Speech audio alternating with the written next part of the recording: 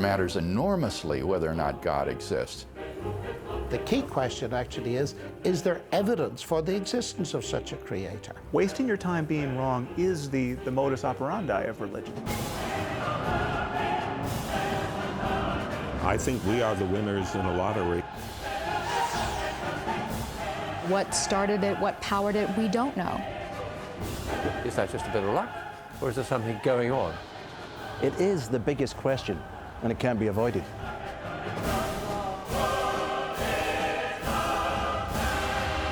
There's nothing more useful than the truth.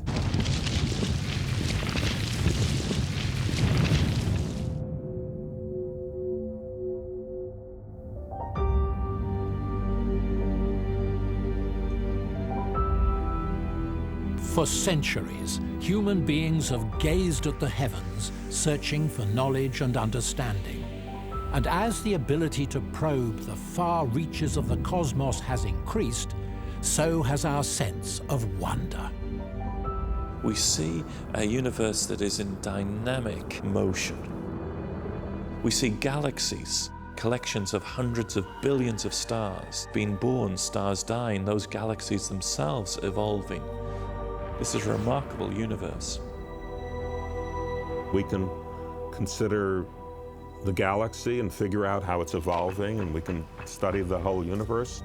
It's just amazing. The universe is ordered in a rational and intelligible way. It doesn't have to be like that, it is.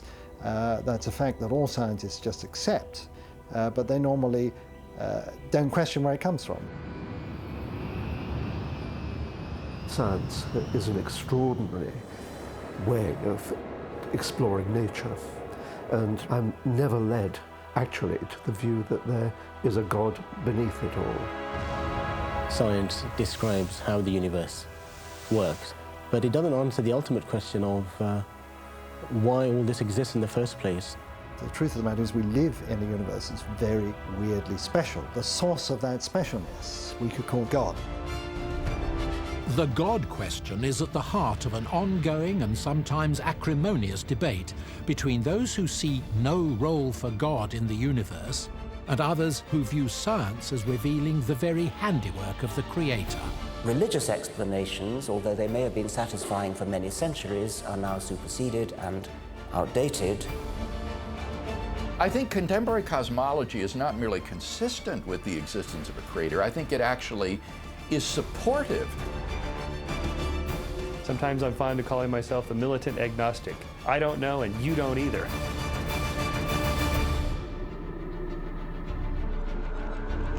Every human being has a view about God, but as the debate continues, the popular assumption remains that science and belief in God are in conflict, a view heavily promoted by new atheists, a prominent group of writers and broadcasters who are declaring the supremacy of science and the redundancy of God.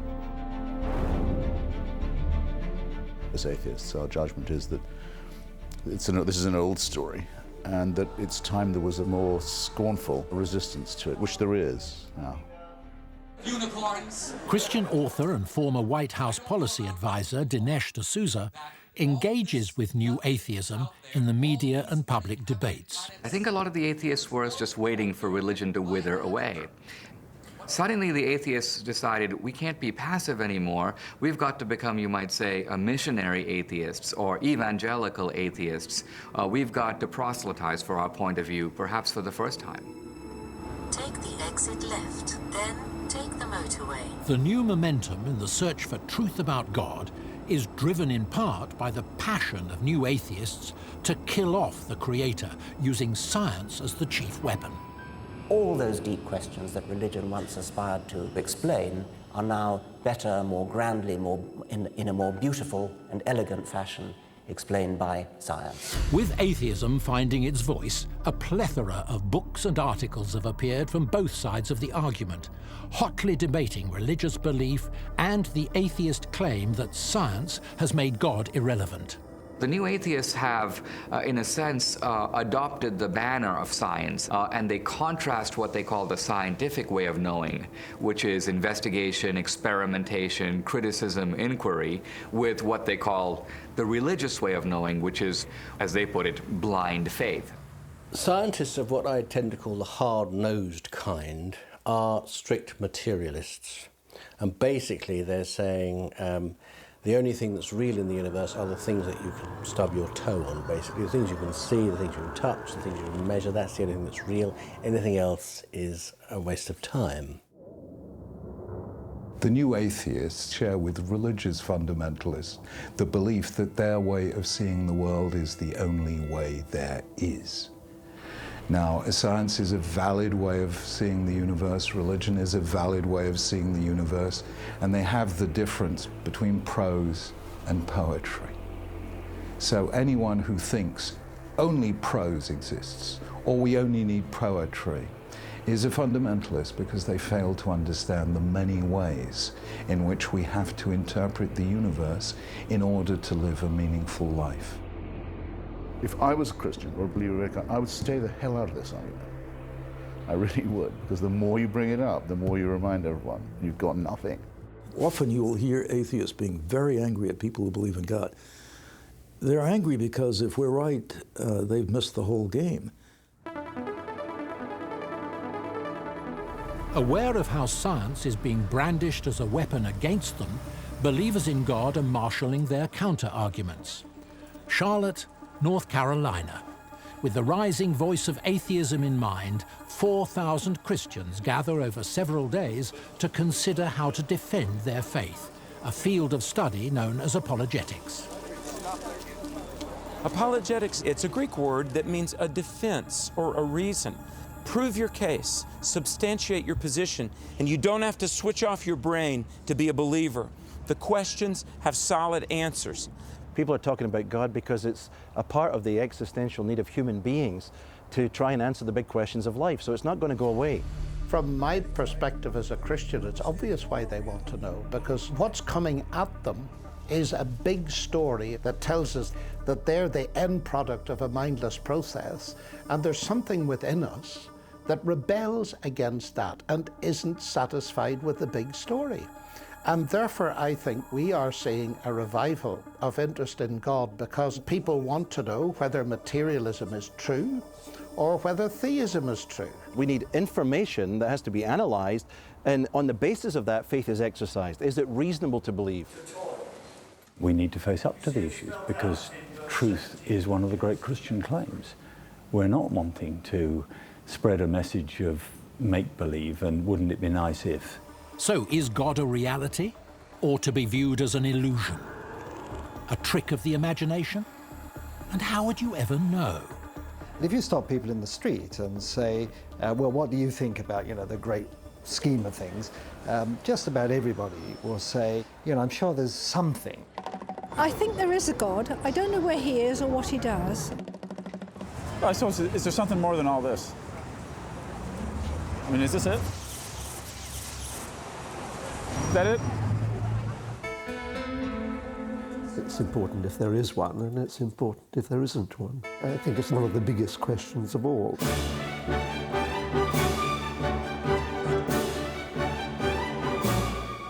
The Edinburgh Festival, the biggest arts extravaganza in the world.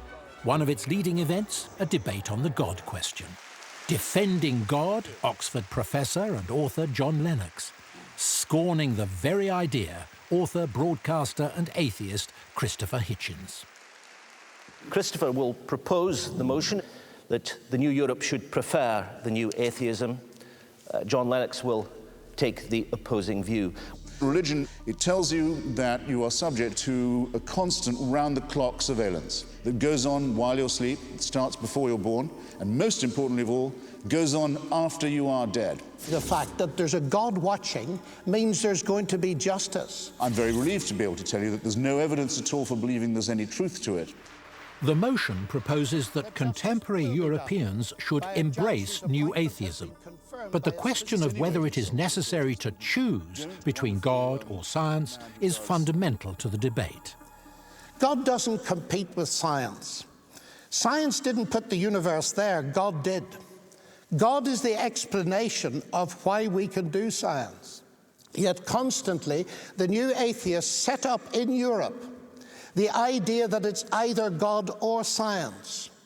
That is a naive thing to do, even if you're an atheist. The assumption that science does conflict with religion has been around for hundreds of years. Florence, Italy.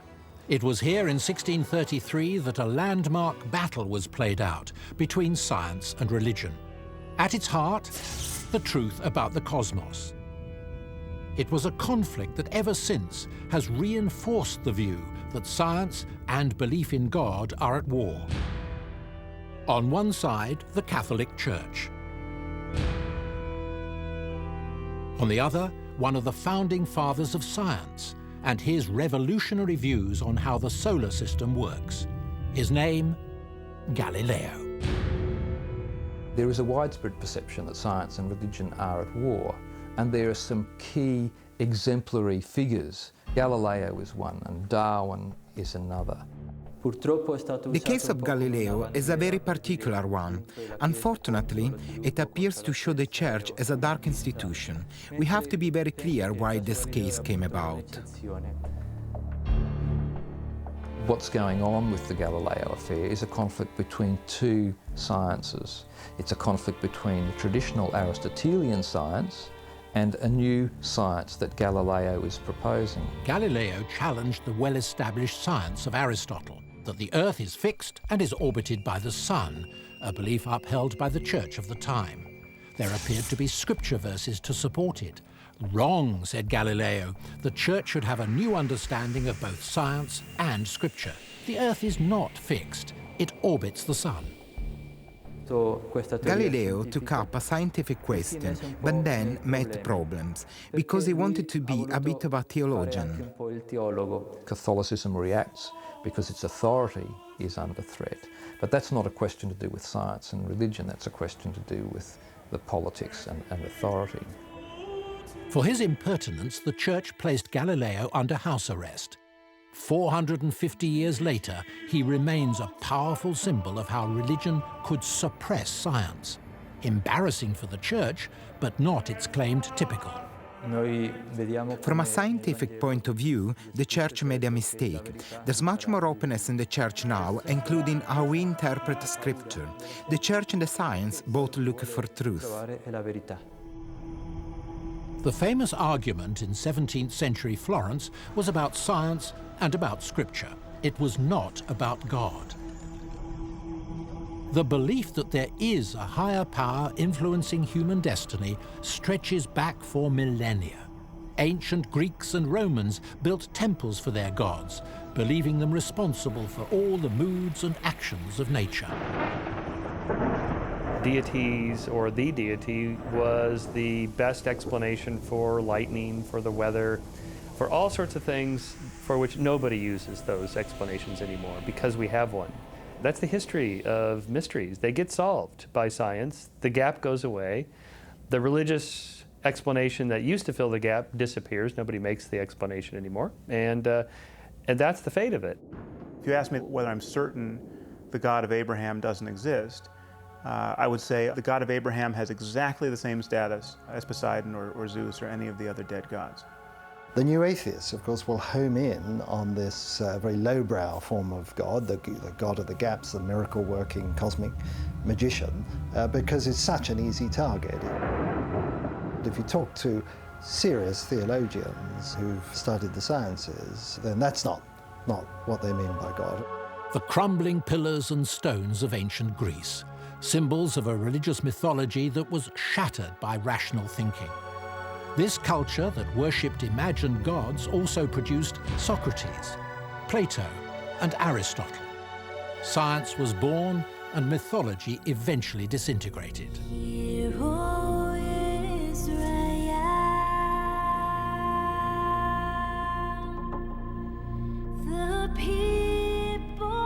In contrast to the dethroned gods of ancient Greece and Rome, the God of Abraham continues to be worshipped in 3 major world religions.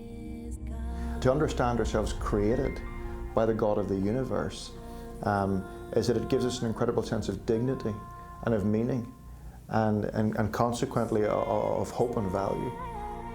I love it when we can convey a sense of the eternal and something beyond ourselves. The God who is, yes, working in time, but is beyond time.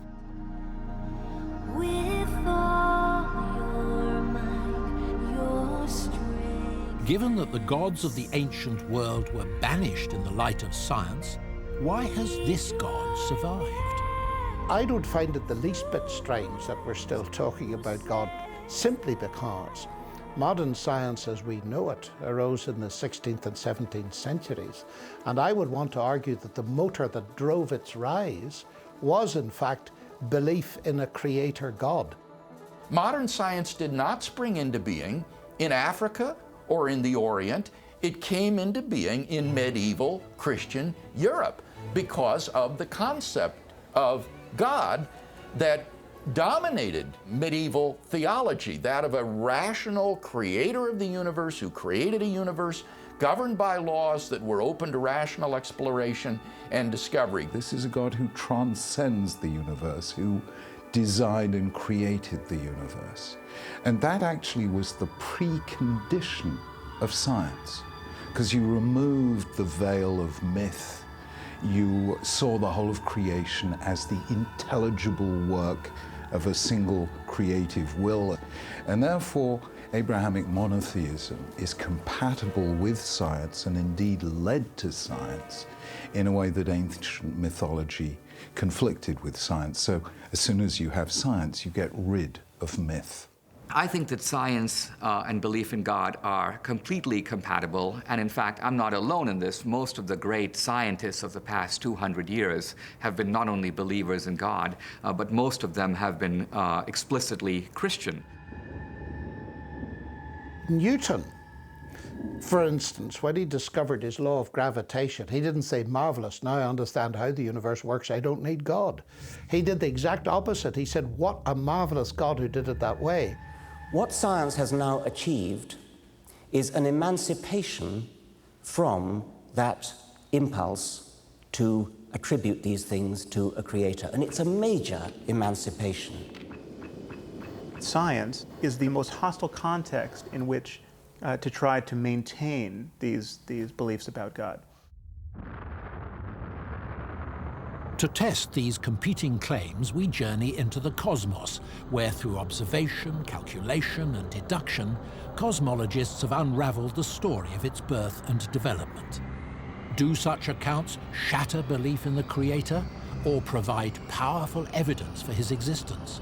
Does science leave space for God?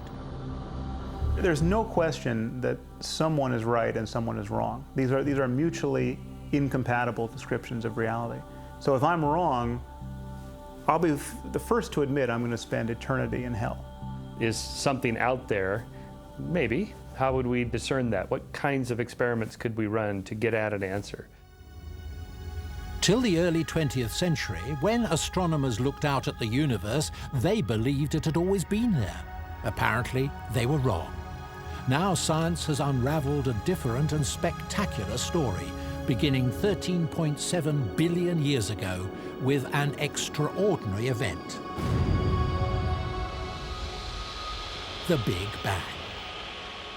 The universe started, first of all, with the Big Bang, which was this hot and very dense state. Scientists have concluded that before the Big Bang, everything that would ever be in our universe was crammed into an invisible, infinitesimal dot. Everything in our universe was wrapped up in this very small place, and then it grew. Was it chance? Was it God? Or was it an unknown law of science? That dot exploded.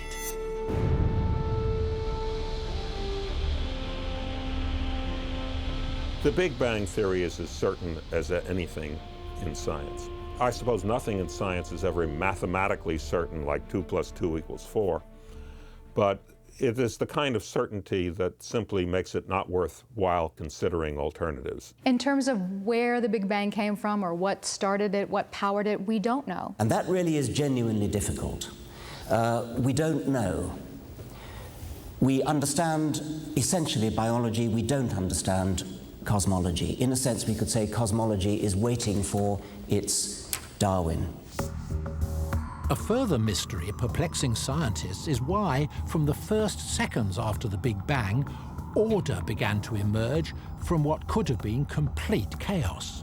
It was a big mystery as to how the Big Bang went bang and produced such order in the universe.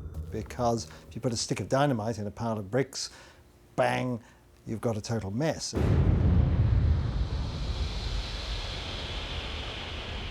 In this newly born universe, the laws of physics went immediately to work producing chemical elements that laid the foundations for life. Within 3 minutes, there was helium and hydrogen, vital for the development of stars. With stars, there can be light. With hydrogen, there could be water. With water, there could be life. What you see is something which is almost completely featureless, just hot gas, and yet now we have the extraordinary richness and diversity of the galaxies and the stars, and all of this has developed since. If life as we know it was ever to exist, the elements formed in the early universe needed to be in the right balance.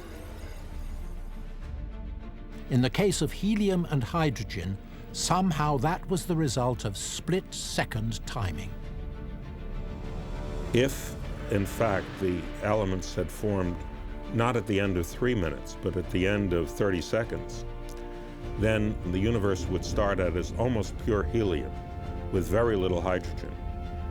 Now, hydrogen is pretty important to us. Would the little bit of hydrogen left be enough to allow for the existence of life? I don't know. I mean, it would be a very different universe. The universe continued its spectacular and orderly development. Out of the gas and dust left over from the Big Bang, stars and planets began to form. This happened much later. This was when the universe was already maybe 100 million, 200 million years old.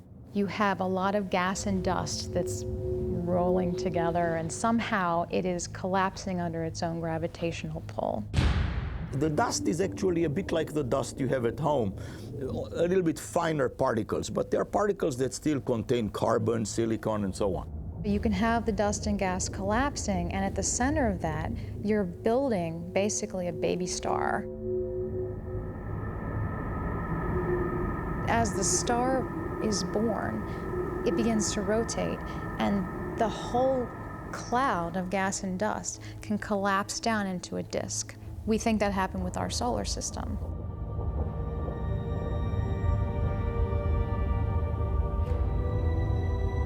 The planets would form inside this disk. As the sun formed, it absorbed 99% of the gas and dust around it. From what remained, rock-like bodies created in the heat began to form. Our solar system came into being and took its place in the galaxy we call the Milky Way. A galaxy is a collection of about 100 billion stars like the sun. Each dot is a star. So if you imagine that one of those dots is the sun, then you can see we are very, very tiny with respect to the size of that galaxy. There are about 200 billion galaxies in our observable universe.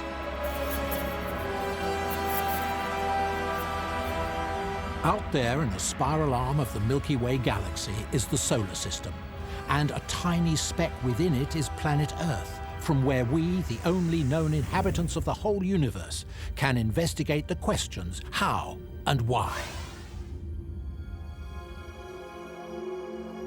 I personally am convinced that the universe is about something, that it is not just an arbitrary and meaningless jumble of events and processes. I really do think there is a coherent scheme of things. You can't be a scientist without believing that there is a hidden level of order.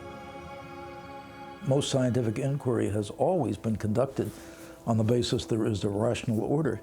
Otherwise, science would be meaningless. I think it quite right that people spend a lot of time sort of thinking about it. It seems to me that the answer is quite clear that they should come to, but nevertheless, I think people have to work it through for themselves. I think most people, through most of history, have felt in their bones, actually, that the universe is purposeful, actually, that there is some intelligence behind it. There's more to the universe than meets the eye, and that the stuff that's going on, as it were, behind what you can immediately observe is actually very important, is actually what you should be getting at. For life as we know it to develop anywhere in this vast universe, the right chemistry is needed, especially basic building blocks such as carbon and nitrogen. There is a surprising source. The atoms in your body and mine were born in the middle of stars, which is kind of a strange thing to think about when we've always lived here on Earth. And in order for those atoms to become human beings, they have to have been thrown out of those stars.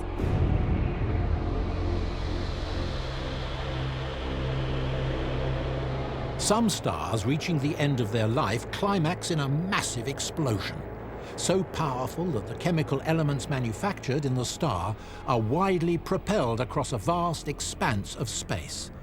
Our universe has become a cosmic factory, manufacturing elements, many of which are necessary for life itself. But the emergence of life on Earth was dependent upon other crucial factors. Earth, for some reason, found itself at a distance from the star, in this case the sun, that was such that it allowed for liquid water to exist on its surface. Because you see, if the planet is too close, then it's too hot and you don't have liquid water. If the planet is too far, then it's too cold and everything freezes.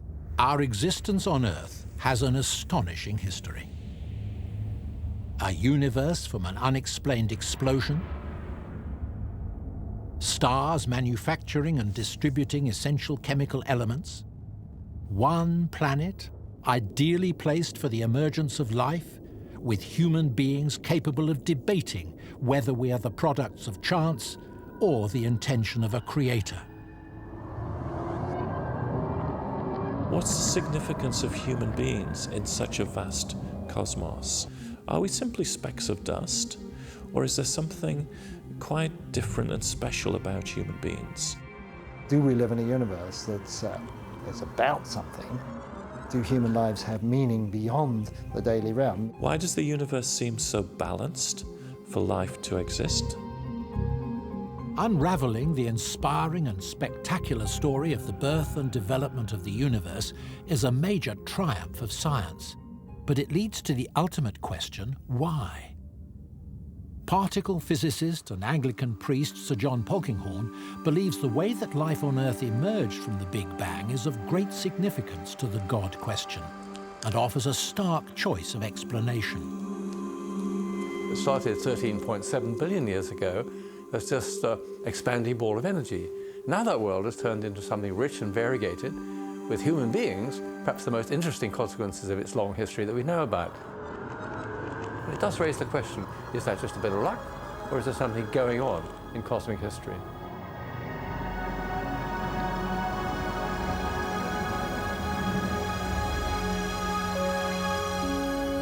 More than 13 billion years ago, an unexplained explosion. Order emerged, not chaos. A universe was born. A cosmic factory making stars and planets. One of them, planet Earth, in just the right relationship with its sun. Then, the emergence of life. Intelligent beings able to ask the big questions, wondering if there's space for God.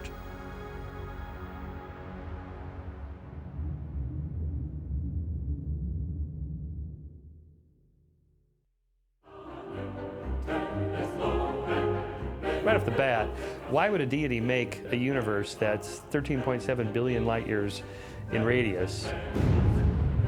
There must exist some transcendent cause which brought the universe into existence. The universe could be spontaneously created out of nothing.